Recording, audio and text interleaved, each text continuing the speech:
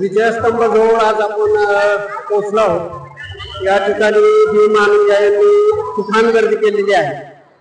ही भीम अनुयायांची तुफान गर्दी आज आपण पाहत आहोत।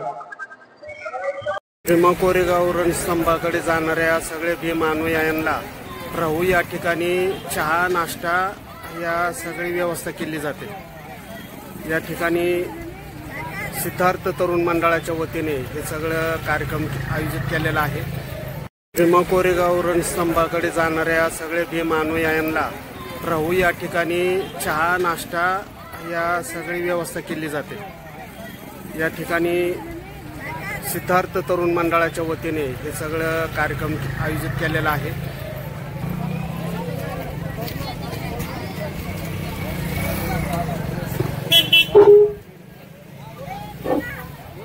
सिद्धार्थ मंडळांच्या कार्यकर्त्यांना विनंती आहे, अर्ध्या तासात सर्व कार्यकर्त्यांनी मंडपाजवळ जमायचे की जेणेकरून आपल्याला मानवंदना देण्यासाठी कोरेगावला जाणे आहे।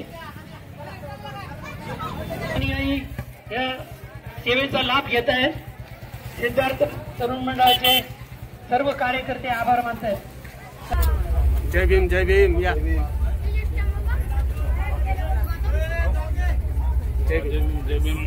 मला पण घ्या फोटो।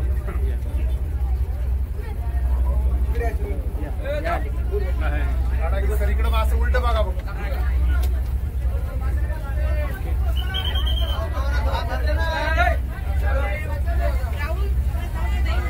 काय सांगाल सर? पुरे सर या पुढे या। काय सांगाल भीमा कोरेगावच्या संदर्भामध्ये? शौर्य दिन आहे। नाही इथं सुरुवातच येतून काय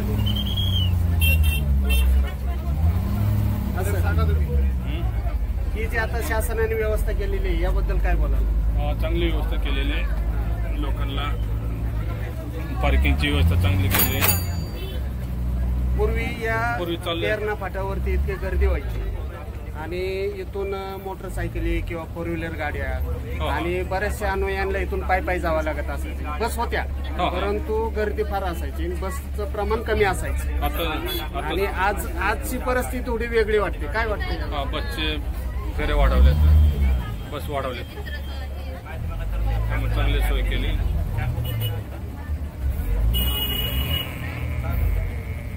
भरपूर लोक आले। प्रतिसाद वाढता प्रतिसाद आहे दरवर्षी।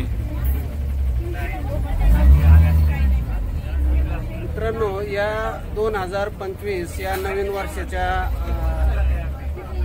1 जानेवारी या नवीन वर्षाच्या कार्यक्रमाच्या निमित्ताने भीमा कोरेगाव या ठिकाणी जात असताना ज्या मूळ अडीअडचणी असणाऱ्या त्या शासनाच्या वतीने सुलभ करण्याचा प्रयत्न शासनाने केलेला आहे आणि भीम अनुयायांना जितकं होईल तेवढी सुविधा उपलब्ध करून देण्याचा प्रयत्न शासनाने केलेला आहे।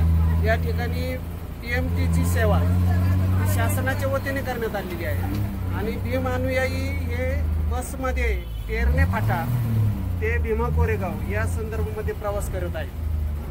कमीत कमी किती बस असतील सर इथं? भरपूर असेल।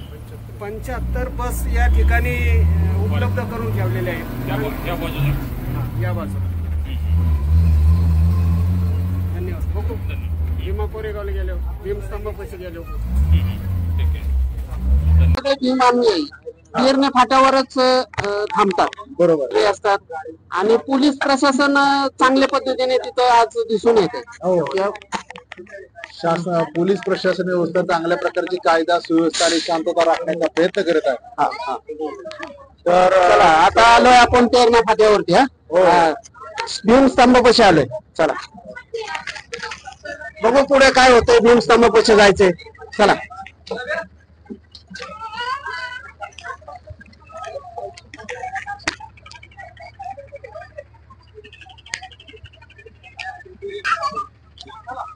PMT मधून सगळे भीम अनुयायी उतरलेले आहेत। जय भीम जय भीम।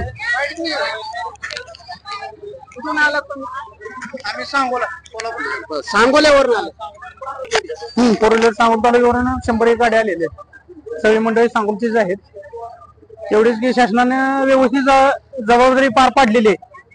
असे तिथल्या सुविधावरनं तर दिसते, पण पुढे अजून आम्ही गेल्यावर अजून तुम्हाला कळवतो कशा आहे अगोदर. गाड्या आम्ही 1-2 किलोमीटर मागे लावलेत. हा लोक आहेत ते पुढे गेले निम्मे पुढे. हा पुढे येते. चल जय भीम. जय भीम मित्रांनो, आज आपण भीमा कोरेगाव आता 1818 साली झालेले युद्ध त्यांनी भीमा कोरेगाव या विजयस्तंभाला भेट दिली. यावेळेस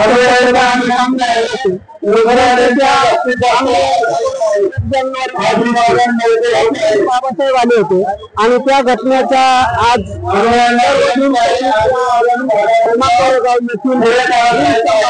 मानवंदना देण्यासाठी येत असतात.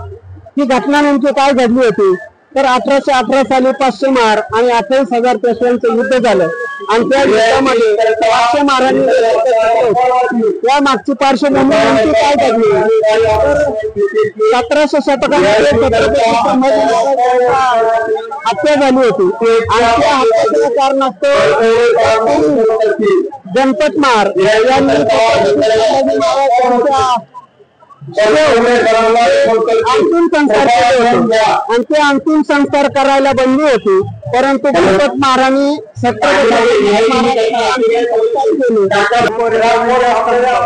या ठिकाणी समोर दिसून येत आहे. महाराष्ट्रातील भीम सैनिक